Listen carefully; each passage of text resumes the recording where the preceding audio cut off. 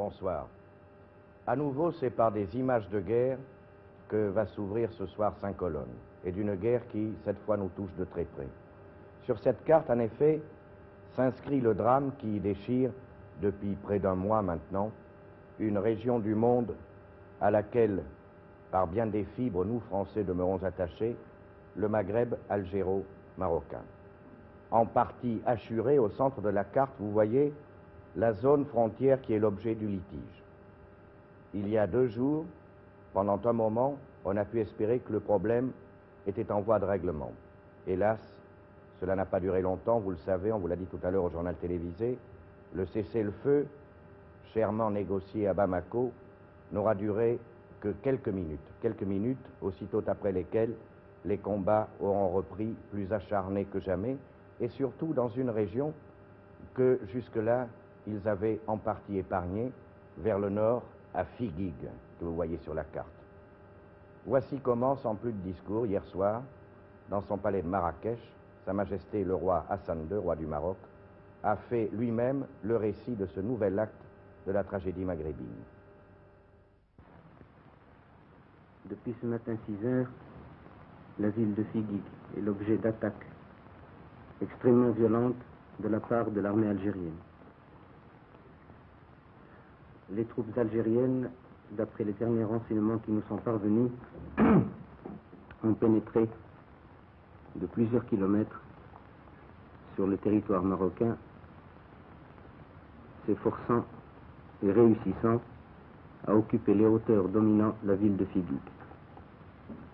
Un bombardement extrêmement violent a eu lieu. On déplore des victimes parmi les civils et la petite garnison militaire qu'il y avait à Figuig. Car en fait, il n'y avait à Figuig qu'une compagnie de l'armée royale.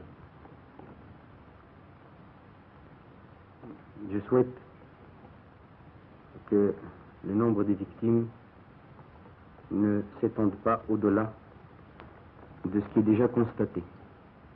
Car c'est à partir de Figuig, justement, d'après tous les historiens, et même les plus mal intentionnés, que les problèmes de frontières commencent.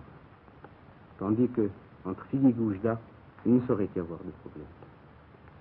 On a fait donc tuer des hommes, des femmes, des enfants, des civils et des militaires. Pour quel résultat? Pour que on se retire. Mais l'armée qui a attaqué se retirera.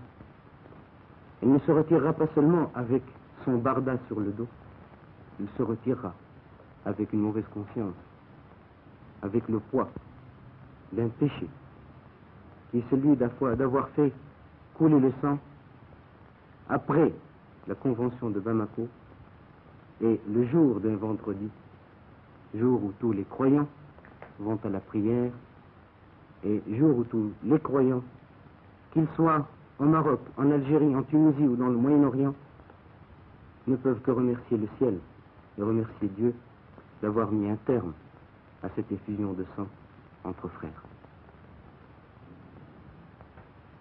Je ne peux pas m'imaginer ni penser que la duplicité des signataires de la déclaration de Bamako puisse arriver à ce point-là. Et c'est là alors que me vient à l'esprit ce que je vous ai dit tout à l'heure. Quelle est cette main occulte, maléfique et criminelle qui cherche à accumuler entre l'Algérie et le Maroc, entre 2 peuples, des monceaux de cadavres innocents, n'ayant voulu ni se battre, ni encore moins se haïr. Certes, beaucoup pourraient me dire, pourquoi est-ce que le Maroc ne prend pas des mesures de rétorsion? Pourquoi ne voulez-vous pas, en face d'Oujda, essayer de... Et je leur dirais, pourquoi faire couler des vies humaines, du sang humain? Pourquoi détruire des vies humaines quand je sais que la conquête militaire que je ferai ne sera bâtie que sur l'injustice et qu'en tout état de cause, ni politiquement ni militairement, il ne sera suivi dessus.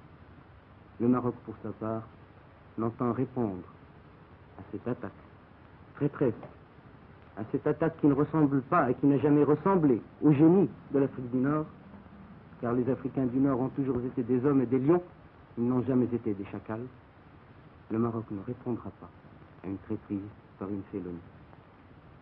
Figuig, voilà donc un nouveau mot, un nouveau nom à ajouter au lexique du drame international. Car, n'en doutant pas, la polémique passionnée autour de Figuig va se poursuivre.